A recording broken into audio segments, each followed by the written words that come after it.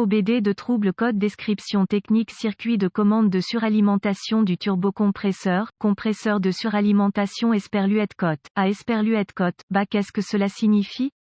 Ce code de diagnostic DTC est un code de groupe motopropulseur générique, ce qui signifie qu'il s'applique aux véhicules équipés d'OBD2 qui ont un compresseur ou un turbocompresseur Toyota, Hyundai, Ford Powerstroke, GMC Chevy Duramax, VW, Kia, etc. Bien que génériques, les étapes de réparation spécifiques peuvent varier selon la marque, le modèle. Les turbocompresseurs et les compresseurs sont des pompes à air qui forcent l'air dans le moteur pour augmenter la puissance. Les compresseurs sont entraînés hors du vilebrequin du moteur par une courroie, tandis que les turbocompresseurs sont entraînés par l'échappement du moteur. De nombreux véhicules modernes à turbocompresseur utilisent ce qu'on appelle un turbocompresseur à géométrie variable, VGT. Ce type de turbo a des aubes réglables situées autour de l'extérieur de la turbine qui peuvent être ouvertes et fermées pour varier la quantité de pression de suralimentation. Cela permet au turbo d'être contrôlé indépendamment du régime moteur. Généralement, les aubes sont ouvertes lorsque le moteur est sous faible charge et ouvertes lorsque la charge augmente. La position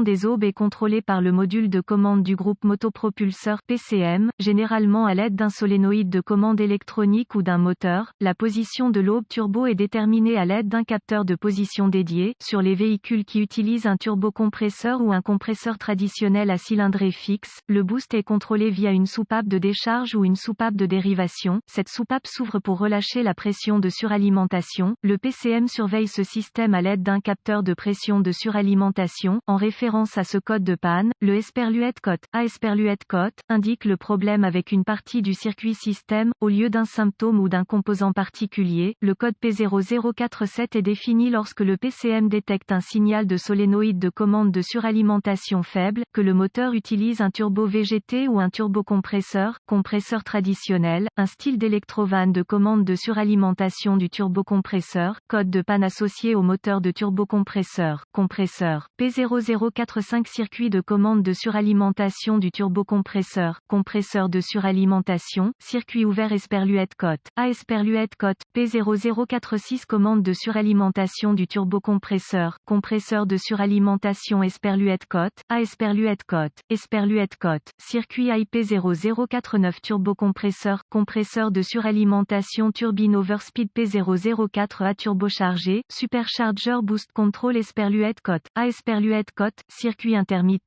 erratique code severity Esperluette AMP. Symptômes. La gravité de ces codes est modérée à sévère. Dans certains cas, des problèmes avec le turbocompresseur, compresseur peuvent endommager gravement le moteur. C'est une bonne idée d'adresser ce code dès que possible. Les symptômes d'un code P0047 peuvent inclure boost insuffisant entraînant un manque de performance du moteur, voyant de contrôle du moteur allumé. Les causes potentielles de ce code à définir sont les suivantes: pression de suralimentation, capteur de position du turbocompresseur défectueux, turbocompresseur, superchargeur défectueux, solénoïde de commande défectueux, problème de câblage, défaut PCM, vacuum fuit. Si la soupape est contrôlée par le vide, procédure de diagnostic et de réparation. Commencez par inspecter visuellement le turbo et le système de commande du turbo. Recherchez les connexions desserrées, le câblage endommagé, les fuites de vide, etc. Ensuite, vérifiez les bulletins de service technique TSB concernant le problème. Si rien n'est trouvé, vous devrez passer au diagnostic étape par étape du système. Ce qui suit est une procédure généralisée, car les tests pour ce code varient selon les véhicules. Pour tester avec précision le système, vous devez vous référer à l'organigramme de diagnostic du fabricant, vérifier le fonctionnement du système en commandant au solénoïde de commande de changer de position à l'aide d'un outil de balayage bidirectionnel, monter le RPMS du moteur à environ 1200 TR, min et basculer le solénoïde entre marche et arrêt. Ce faisant, le régime du moteur doit changer et le PID de position du capteur sur l'outil d'analyse doit également changer. Si les TR, min fluctuent mais que le PID de position, pression ne change pas, suspectez un problème avec le capteur ou son circuit. Si le RPMS ne change pas du tout, suspectez un problème avec le solénoïde de commande, le turbo, compresseur ou le câblage. Pour vérifier le circuit, testez la puissance et la masse au solénoïde.